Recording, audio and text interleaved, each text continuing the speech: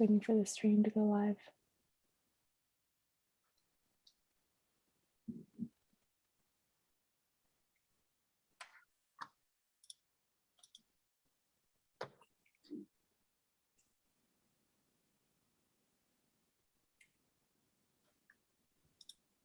Okay, it's up. Great. Okay, thank you everyone for joining. We have Cake from Protocol Labs who's going to give a talk titled Building Simple Web Apps with Filecoin. With that, I'll let you take it away, Cake. Hey, thank you, Heather. And thank you everyone who's taking their Saturday today to build with me. I have a cool workshop today. We're going to split it up into a lot of cool segments where you can kind of follow me as I build live and make a lot of mistakes. And I hopefully can show people that it's not too hard to store data with Filecoin IPFS. You can just kind of quickly whip together an example application and maybe turn it into something bigger. So I think hopefully whoever is working on stuff on this hackathon or this Web3 weekend can have a good time with some of this. So I've been, for some context, my mental model for Filecoin is probably different than a lot of the other people's discussions in social media. I think it's pretty simple what people want to do with Filecoin. They just want to store data, find data, and retrieve anything, anytime. And there are a lot of other terminologies that kind of get thrown around, but this is really, as an application developer, I want to provide this value prop to my end users.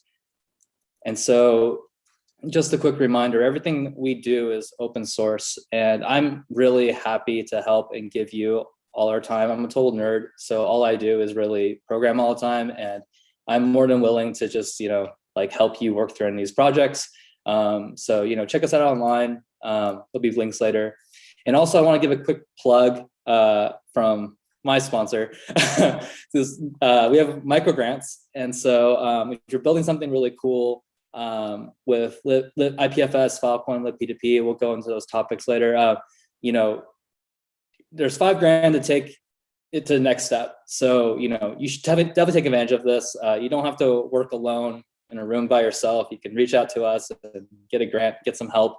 And, have a, if you have a bigger idea, talk to us too. We have a lot of great people who have ways to help you and move you along the process. And so, as I was talking about earlier, there's two fun worlds. There's a building of Textile Hub, which, I'm like the biggest textile fanboy, hype man, whatever you want to call it. I think what they do is incredible. I think the team is incredible. I think they, this year we're going to make a lot of cool stuff. So you don't want to miss out on the stack. I think it's kind of like using Amazon services, APIs that are a lot way easier. And then we also built this thing recently called Estuary, and I think it's a really cool way to upload data to the Filecoin network and really see deal progress and see which miners you're working with. And it's like part consumer tool, part developer tool. And I'm really excited to show you guys.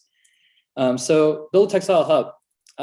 If you're on Twitter and you see what they're sharing a lot, there's buckets, there's ThreadDB, there's Powergate, there's documentation for all of it. And I'm here to kind of show you guys how this is going to be a lot simpler with just a simple code example. And the example we will be going through is this repo I keep sharing nonstop. Sorry if it's annoying, but it's called Next Bucket. And basically it's like an example Next.js application that you can basically just, use a libp2p identity, and then you can, get a Filecoin address right away, but you don't even have to use it. It's kind of just a thing that you have. And then you can create a bucket, upload a file, and it's really quick. So we'll walk through setting this up because I'm curious, how hard is it today? I haven't looked at the repo in a while, so we'll do that to get it together. And part of the reason why you want to use I don't think I ever talk about this when I give a workshop. It's part of the reason why you want to even use a service provider like Textile is because maybe you don't want to deal with all the state that's involved with, deal transfer. And, maybe you don't want to infer all the values that are tough to infer because, you know, like you don't know the Filecoin spec and you don't know what like sectors even mean. You know, you're just an application developer and you want to build an app for people and you want to get files online. And so, you know, Textiles API, I just showed some code that looked complicated, but like this probably looks complicated, but we'll walk through it. You know, this is all you really need to initialize your Textile bucket and create buckets and upload files. And so we'll do all that. And, you know, there's another example of, you know, why Textile is valuable is because maybe you don't want to manage all these Go dependencies when you're running your own, you know, Go server or Go code or node. And so, you know, another advantage to kind of just using a simple template and using a library and letting other people run infra for you as an application developer. And so here are some examples of things that I've built that are also part of the example that I'll show you guys today. So we have storage market, we have file app. This code's all open source, although this one's not very good. I apologize, but data is accurate. So please battle me on the internet if you don't think this stuff is accurate. Because of verified Filecoin storage deals, prices are near zero. So, I mean, you know, say what you want. And then, you know, here's like my first test with Textile Stack, and you are able to make Filecoin storage deals. I went and verified my Filecoin address. I went and took a CID and put it on and put it through the flow, and it does work. So, you know, there's source code for that too.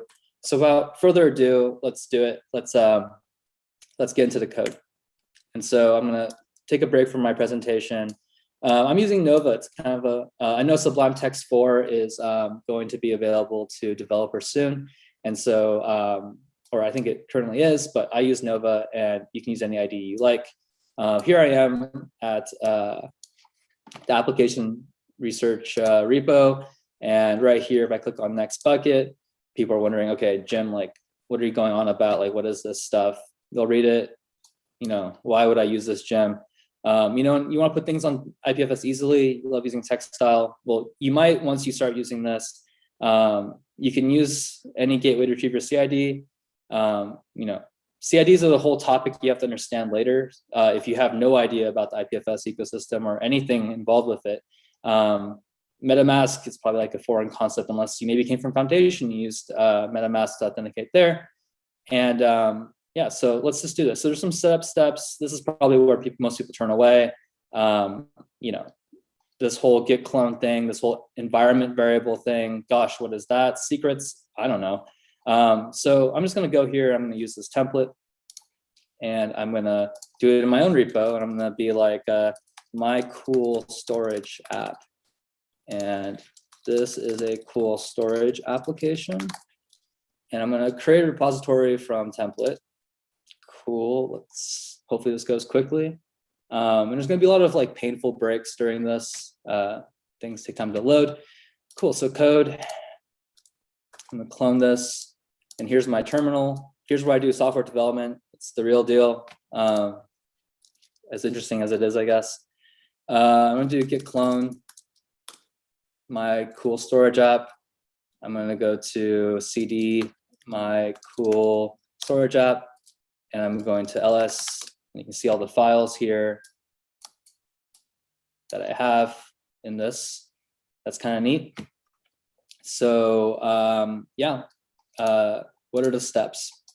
So here I ask you to create a m.local file, and I'm using a Mac, but this also works on Linux, so you can just do touch m.local. Cool. If you follow that step there, you're like, okay, Jim, like whatever. LSHLT, you can see it's there, and you might still be like, whatever. So if you hit open, we can go to, here's all the code I write, I guess. Where is, I can't find my own stuff. Where did I put this?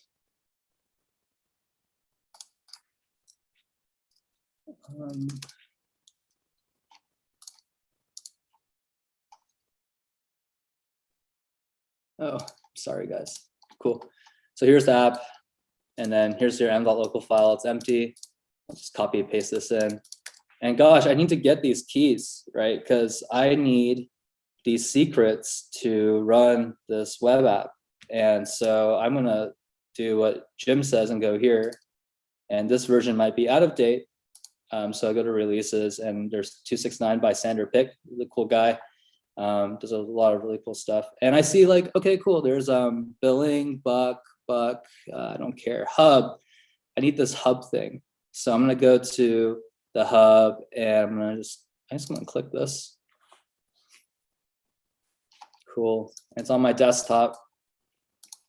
I think downloaded it twice before. I'm gonna open the archive, and I got this hub thing here, and I need to go to it. So here's a trip through my computer, and I'm going to cd into hub v2.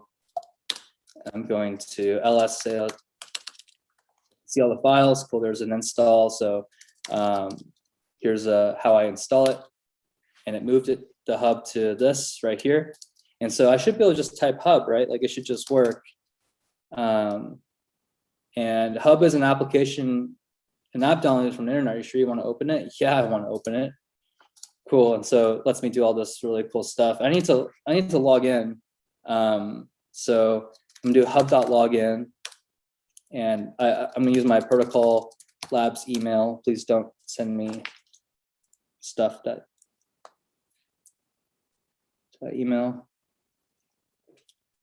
And I'm gonna wait for the confirmation. I got the email, I'm doing it on my phone. I'm gonna open it on Google Chrome. And this is the thing you see, right? It's like smiley face, pretty cool. Awesome. So I'm in the hub. Now I'm logged in. We do hub. Who am I? I'm Slate Clear. I don't know if that key's secret or whatever. Hub key. LS, hub key LS, I think. Cool, clear. So hub keys create, and I'm gonna go to user group. This is a test developer account, so no problem sharing keys on the internet. I'm gonna do no. Cool, so I have these keys now that, I have a hub key and a hub secret, and yeah, because this is my test account, I am comfortable showing you guys these keys, but don't show when you're doing this, don't tell me your keys. I don't want to know your keys. So hub key here, secret here. Oh, and then there's no feedback when this happens. It's just kind of a thing you do when you're writing web apps. When you put secrets into a file, there's no magic or anything like that, even though the term is secrets, and maybe there was supposed to be some magic. I don't know. Cool. So now that we did that, you're probably like, all right, I'm gonna go back to Jim's steps if you're still with me. And these are the last two steps you have to run. So we do npm install.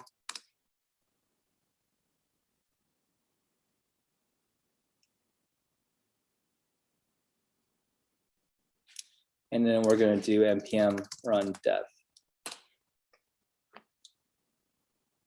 Cool, so localhost 3001.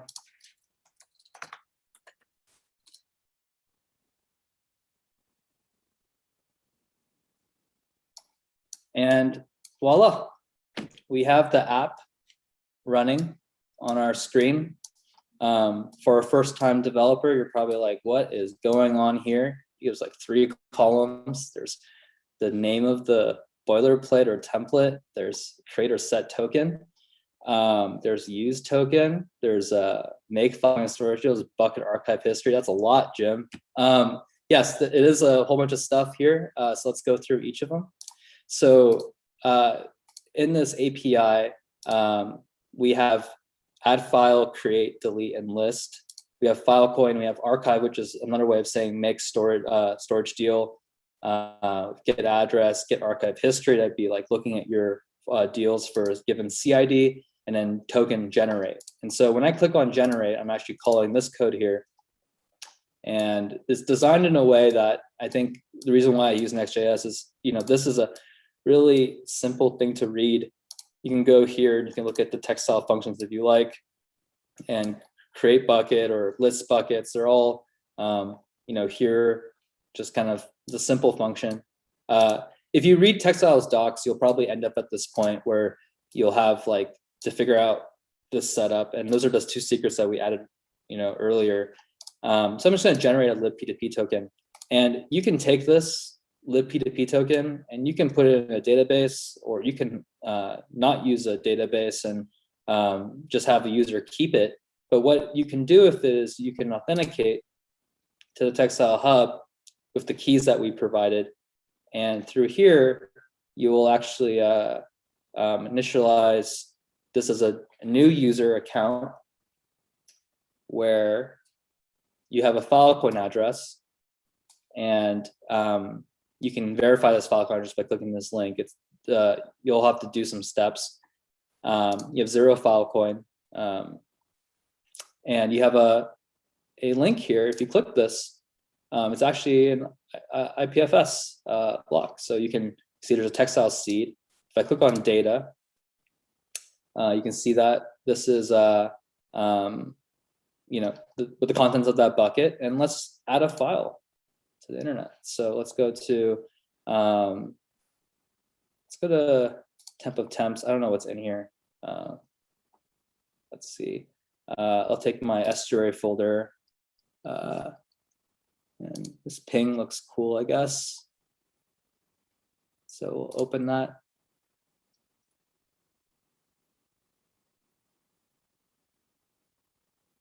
Cool. And then if you click this link right here, this is on IPFS. So if you change the gateway even, you can still retrieve it, which is really cool. So that's about the amount of time it took. I think like roughly under 10 minutes to get this template running, where you can provide basically a storage application to people. You obviously have to change the UI, so let's go do that. In public, that's where your fav icon is, not very useful. In index.js, this is where all the code is for this current page. And maybe I don't really want this sidebar. I think it's kind of, I'm not going to give this to my end users or whatever. And there's a whole bunch of stuff here that I don't care about.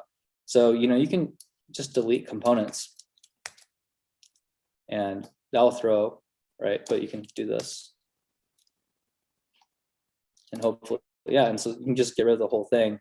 You can go into the components here. And actually, I probably should bring it back because I actually need something from there. So I'll bring it back. I need this libp2p key. I'm going to put this right here for now. I'm actually just going to delete the sidebar completely. And maybe I don't even want to, deal with this right now, the make Filecoin storage deal stuff. Maybe I'm not ready for that yet. Look at it later. So let's just get rid of the right element here. Cool. So they just have this buckets experience. And then maybe I just want to, let's see. I'll go into app module and then take this left. Just get rid of DOM completely. Cool. So I just have now like a storage app, right? And if I refresh the page, I'll lose this. But what I could maybe do is take this libp2p token and go here into m.local and just add it, libp2p token. Cool. And maybe I can, instead of doing the whole setup in the beginning, I can go to index here, and I can go here to just add as a token here to process.env libp2p token. And I can go here to my m.local. I spelt it differently. Double check here. Index libp2p token. Cool. They match up. And then my state here. Let's see.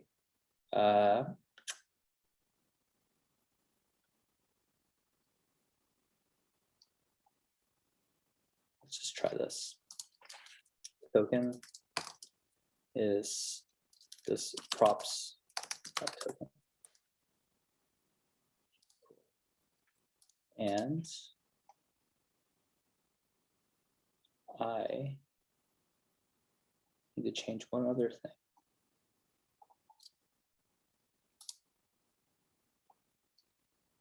Let's see.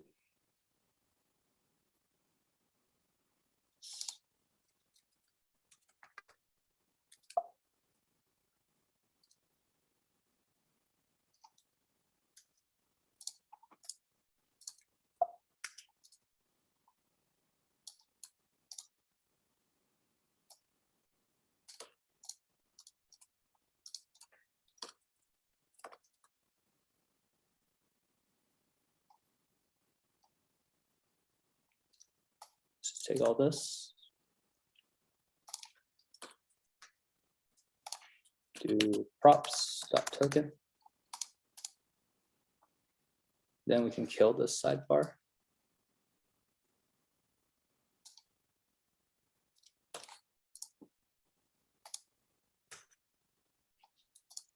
Okay, and then it should work. Let's double check if we're even passing the reboot the server.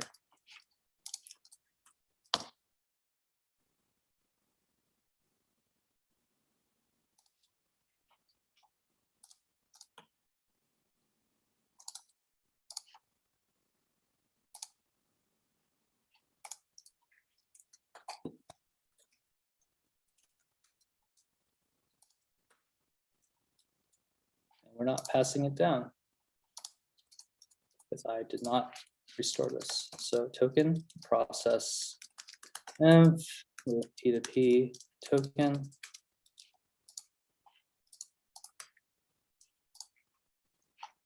Reboot again.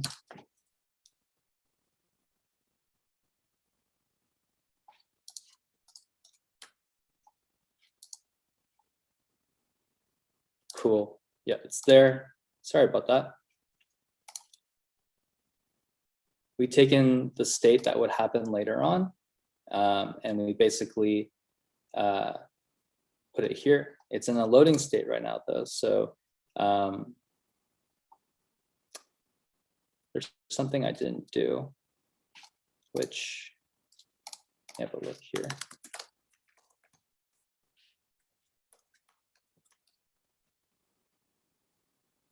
Components, page, index. What else did I not do? I didn't do this.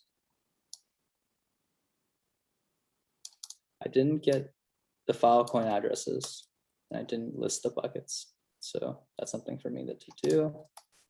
So do it real quick.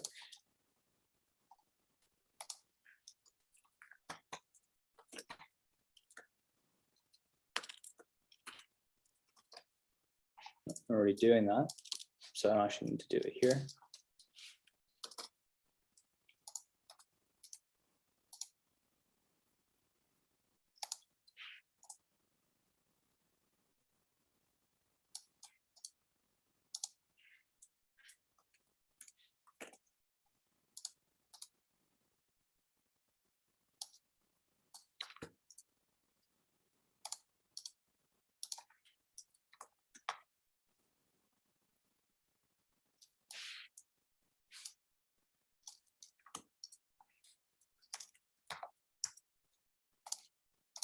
Sorry about the quietness. I'm just kind of coding on the fly and trying to figure out what I'm doing wrong. Cool. So sorry about that. That was just a long way of me kind of messing around with my own setup, and I have finally figured it out. You're this right element here. And so that's how you can kind of in a few minutes kind of basically simplified application where it's just an app where you have files, and there's the file that I used previously. I can add another file, and you can basically just keep customizing this application. You can keep taking things out, playing around with it. And so here is You can even get rid of this top thing. Maybe you don't like that. You don't need it.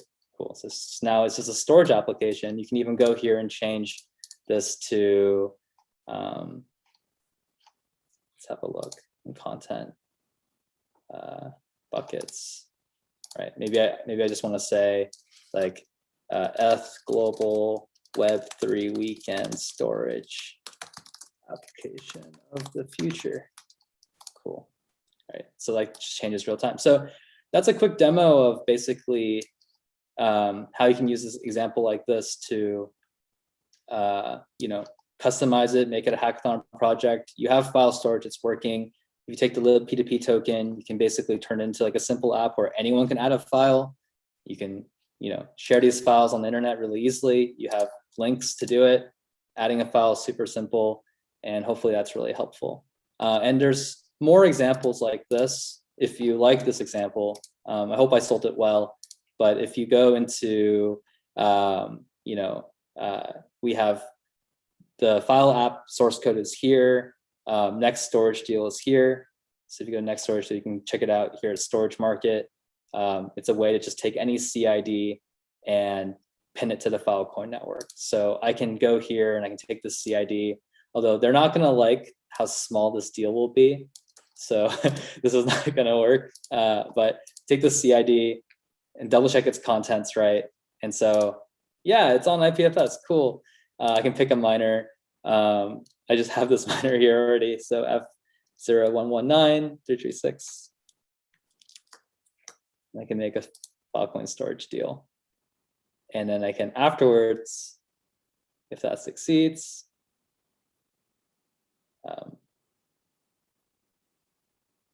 hopefully it does, but you guys get the gist. There's obviously sometimes some issues with making storage deals that we're always working through. But that wraps up, I think, the first part of this talk I wanted to give, which is kind of using Textile Hub, using next bucket. And it's a really easy way to get started, really easy way to put storage deals or storage on the IPFS network. So back to my slides. Second part of my talk, the second example I'll give is with Estuary, and something that we're building right now. We plan on doing an internal launch where people can help test the code, and then later on in the year, hopefully get it out to everyone else so you guys can all make Filecoin storage deals with ease. And so shout out to my friend Andy, who helped do some of the art here, and then I put a cube here. It's like some of the earlier artwork we did for Estuary. That was pretty cool.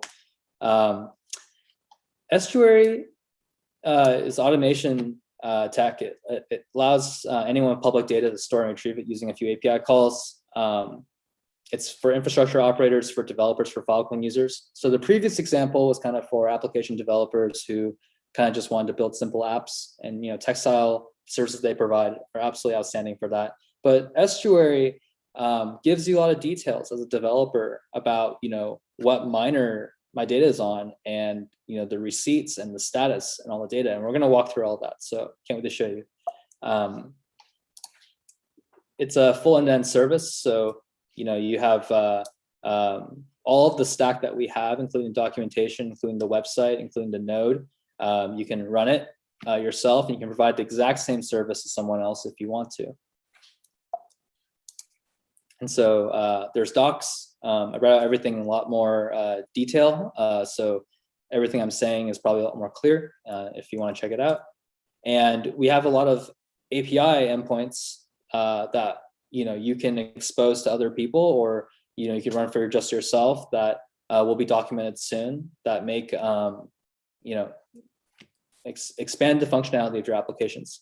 And so I'll give a demo of that right now.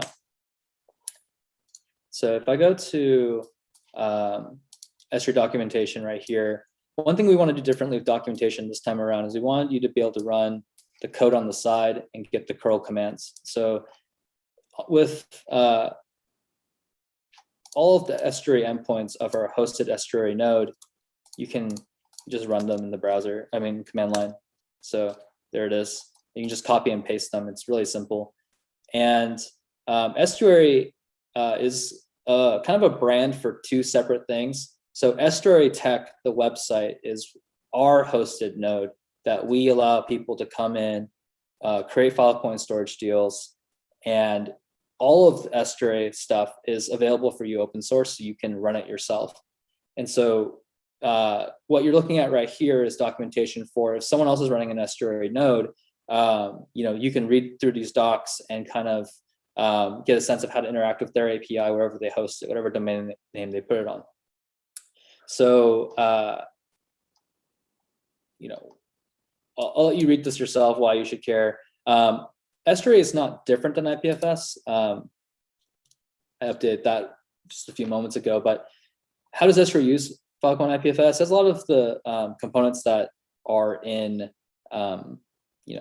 existing IPFS nodes. There's libp2p, there's Go libp2p connection manager, Go IPFS block store, DHT, bitswap.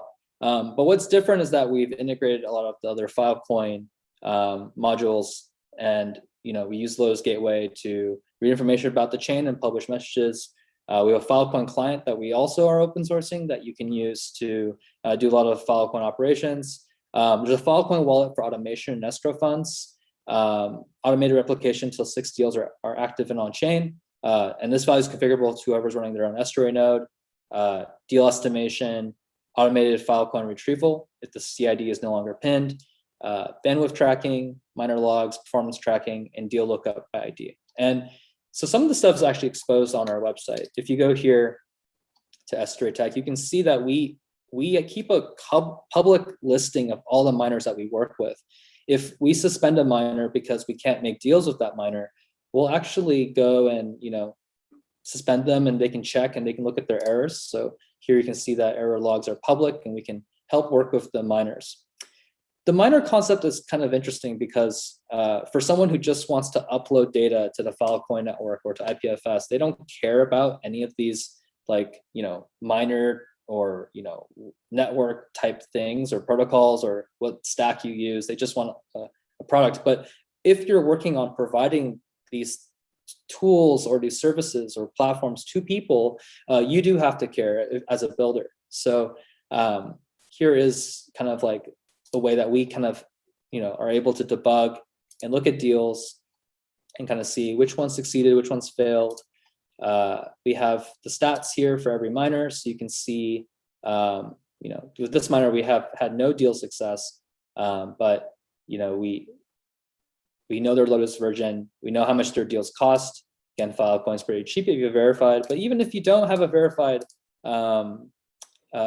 client, it's still pretty cheap.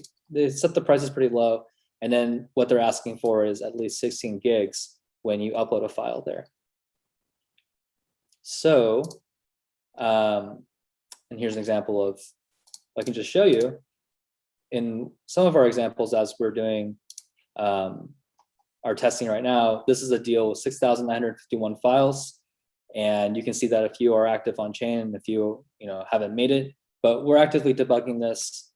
So anyway, you probably are curious how to use it. So what you're going to do is you're probably going to go and create an account, and I'm going to show you what an admin account looks like if you want to provide admin accounts to your own users. So here are my files.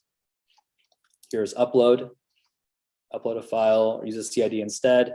Here's upload by CID. And so uploading a file is pretty simple. If I go to upload a file, I go to custodian and I go to files. And let's say I want this video of this nice scene. Hit open. And this is kind of like typical stuff you see in other applications that that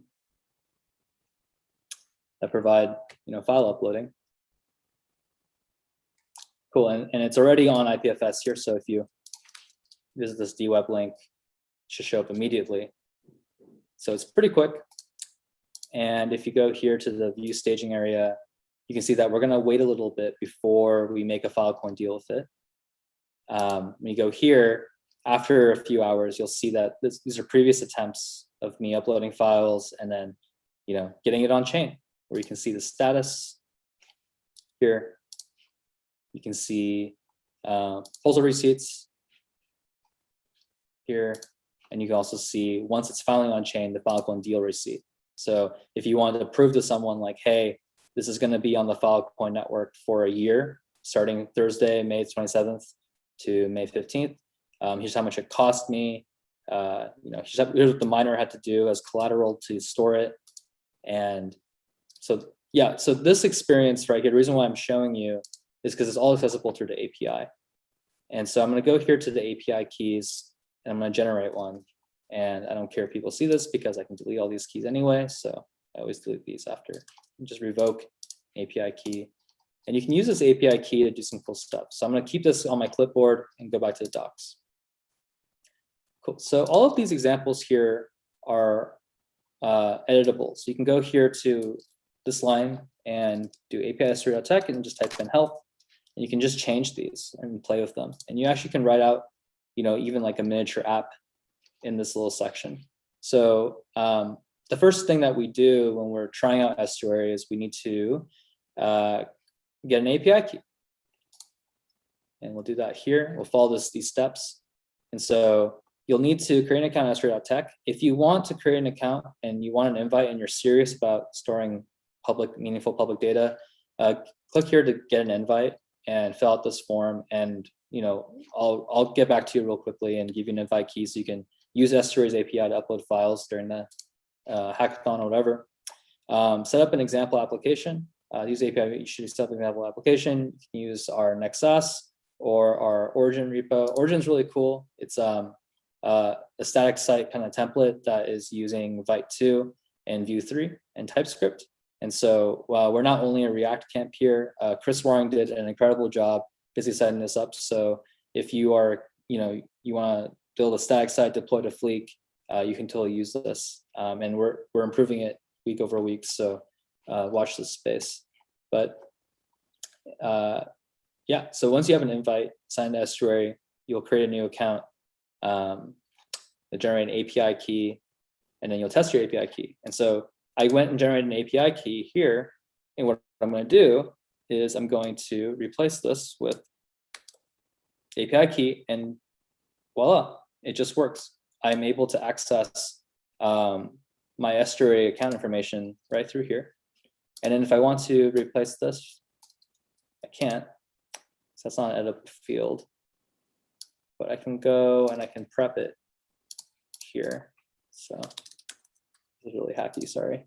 I'll just take this key.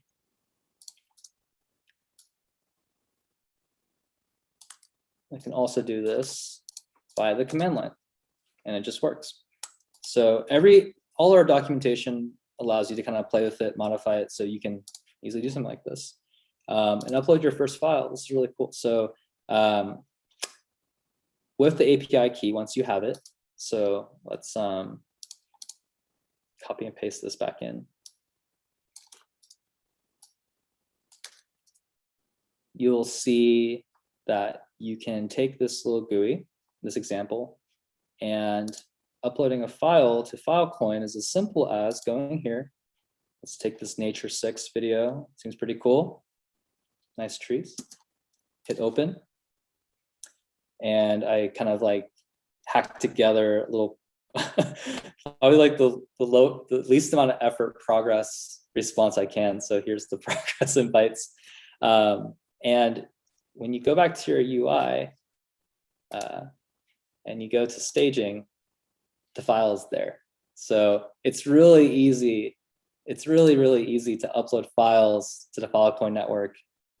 Just a simple XHR HTTP request. You can use fetch too. So let's just use fetch as an example.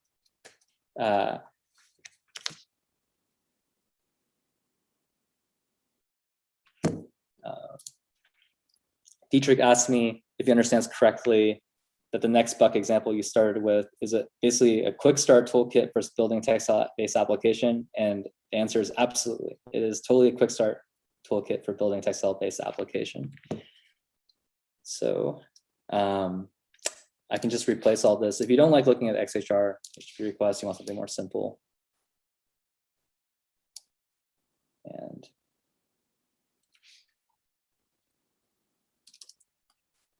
just take this, take the API key,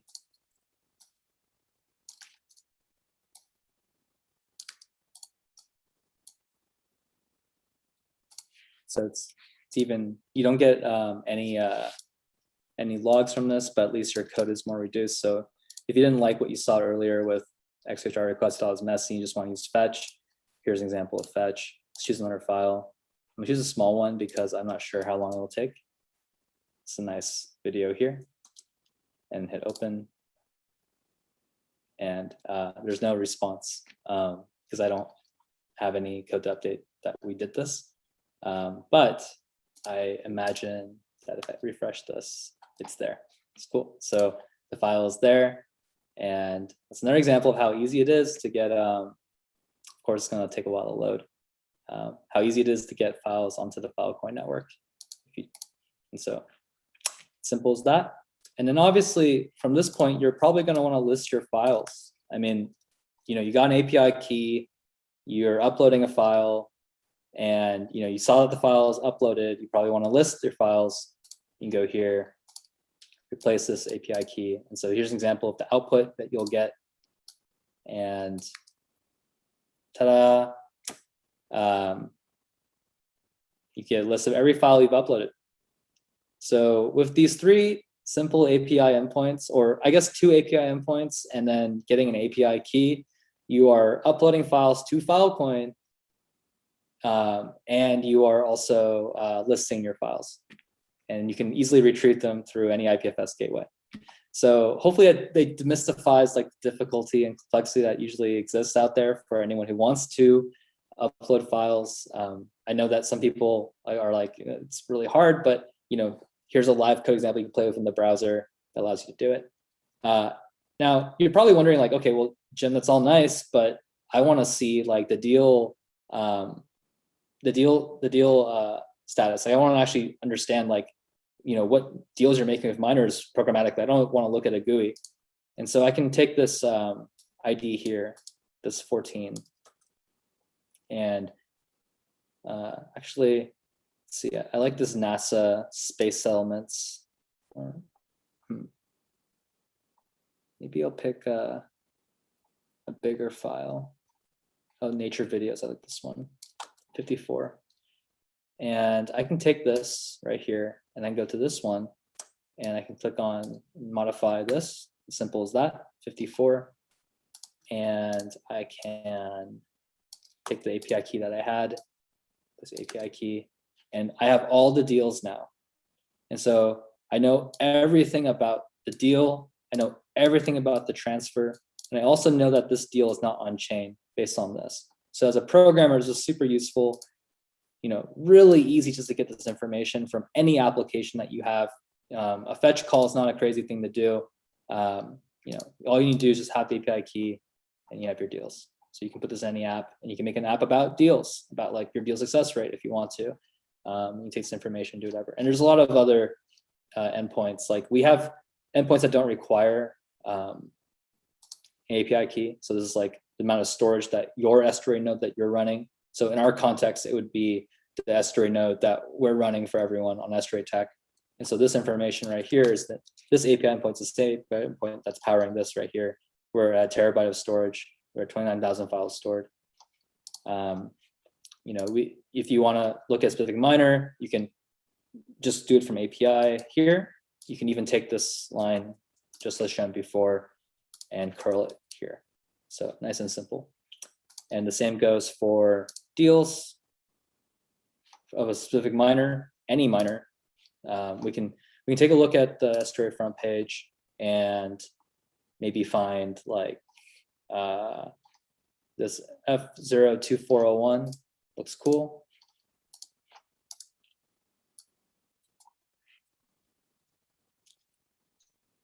Let's see if there's any deals. Doesn't seem like it. In the admin panel, I have something cool that you'll have if you run your own Estuary node. I can see how many deals I've made of every single miner. So let's take one like F01247.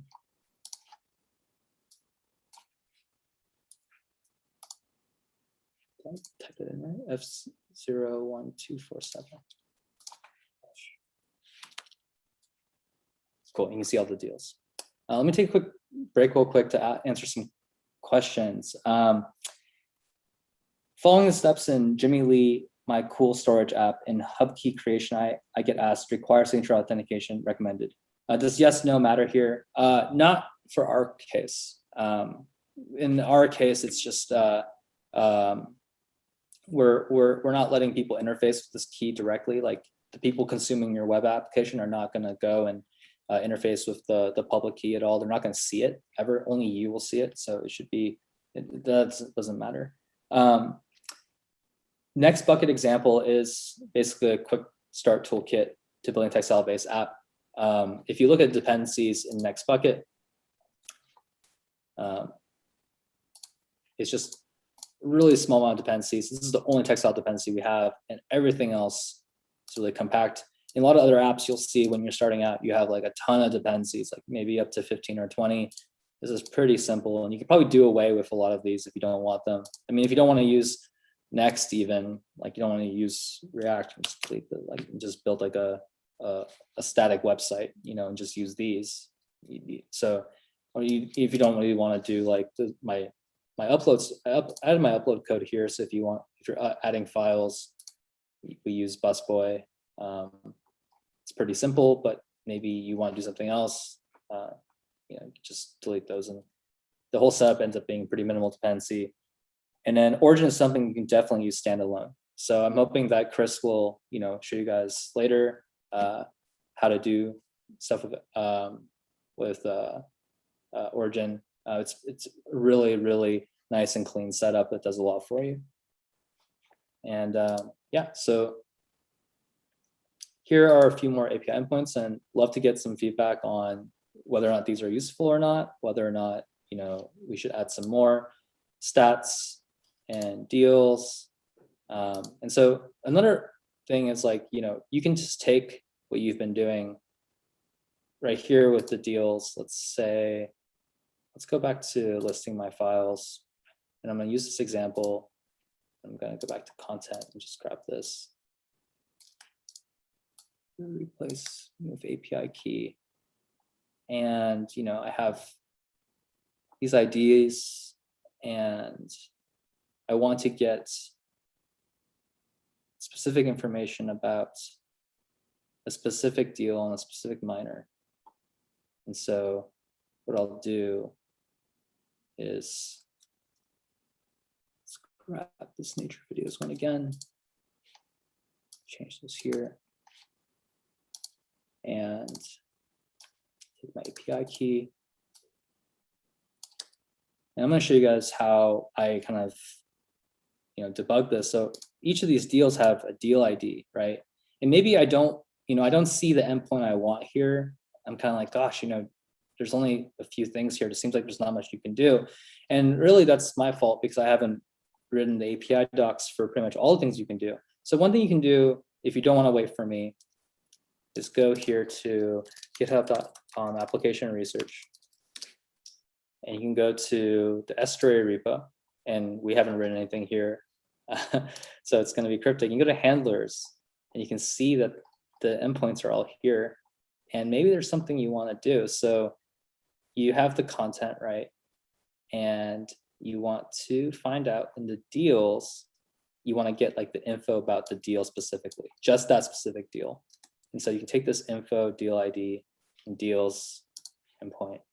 And so we have some information. Let's take some notes here. So we're going to switch this over to info.dealid. We have 54 as the status ID, or this is like the content ID.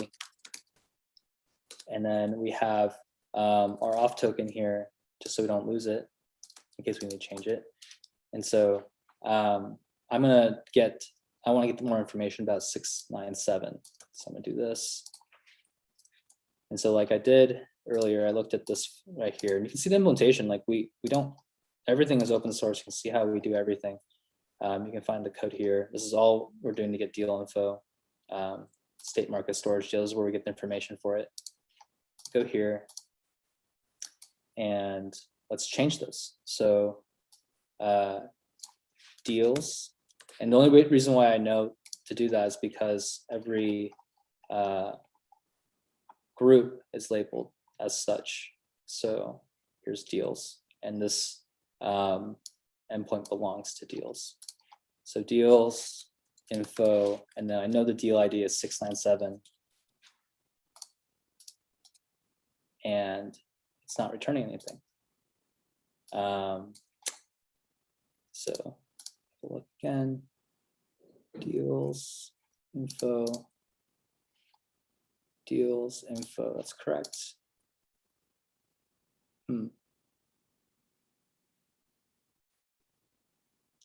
That's because I'm using the endpoint wrong. So let's go back to what it was.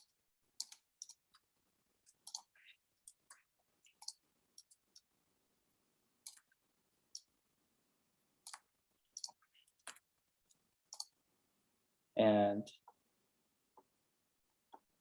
let's see if there is a deal ID I can look at. Prop ID, deal ID. Cool. So I now know I was using the endpoint wrong, and it was pretty easy just to debug this. So now I can change this to deals, info, and deal ID, and try this here instead, this value. I kind of like scratching out what I'm doing in the environment I'm working in. Maybe you like taking notes, and cool, I have that information here now. So that's really cool to kind of be able to see, like you can just modify the code here and kind of, play with the endpoints. And maybe, as you're, playing with this, you might want to give me feedback and say like, cake protocol.ai, Jim, why on earth did you not add this to the documentation? If you did, that would have saved me time. Cool, and we'll get that feedback. So that's pretty much wraps up my talk. I hope everyone enjoyed it. I know I was going through things pretty quickly. Let me check the Zoom chat. I think there's a question there.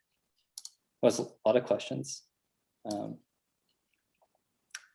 There's some links from Dietrich, but there's a question most recently from Lucas.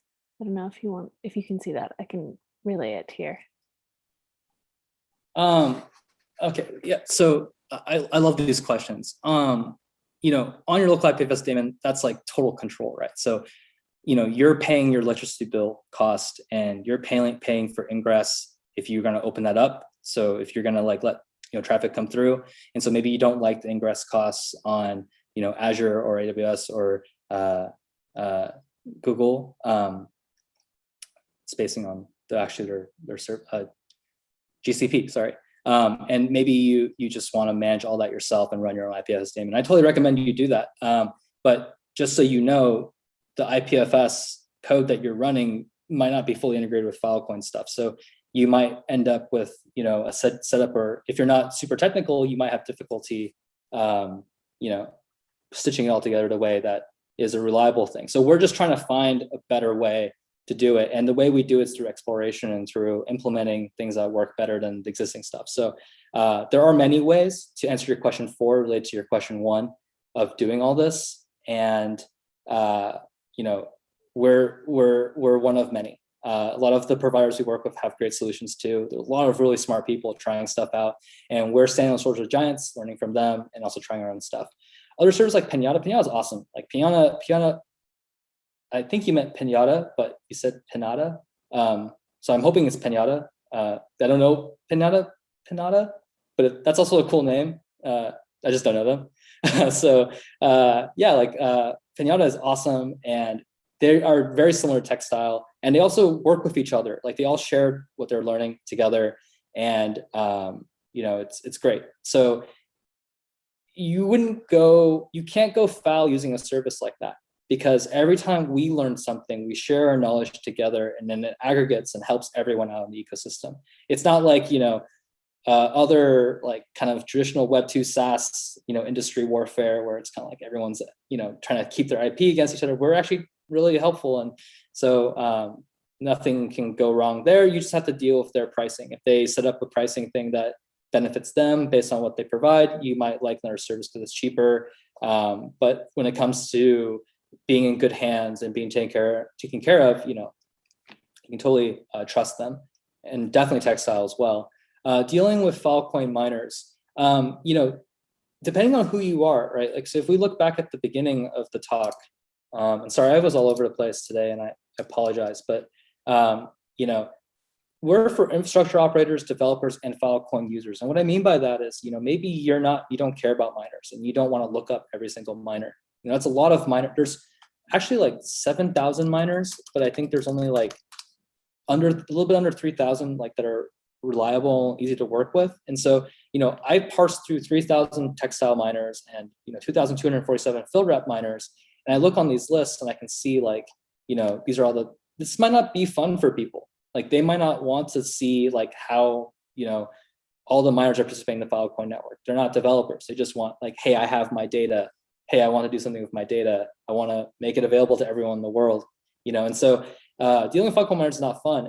And also, like, when you look at Estuary, I could try to make this more fun, but it's not necessarily fun to go through and debug every single miner's failure to store data. You'll have to dig into all of the context that exists, and that's a lot. So I think Estuary is kind of a developer tool that allows you to, if you want to do it, like if you want to jump in and you want to see things that usually other providers hide, like Dropbox is not telling you which hard drive, is exact same. To answer Dietrich's question, it's exact same. So libpdb key in the next bucket UI, exact same Textile key and env local.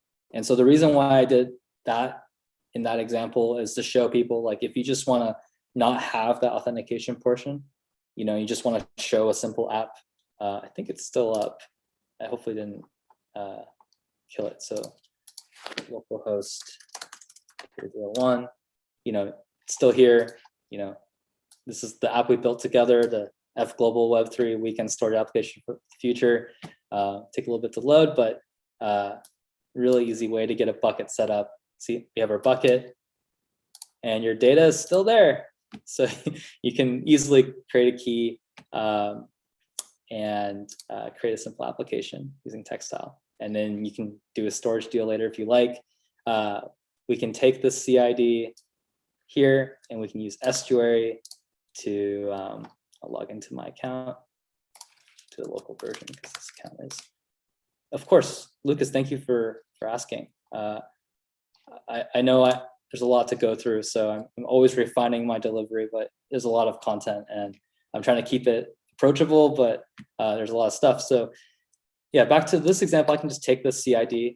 And so in my example here, gosh, I'm already lost. I named it estuary tech.ping, but you could, before you put on the Filecoin, name it like really fun time .ping, and let's make a Filecoin storage deal. Why not? So cool. You made a Filecoin storage deal with a CID there.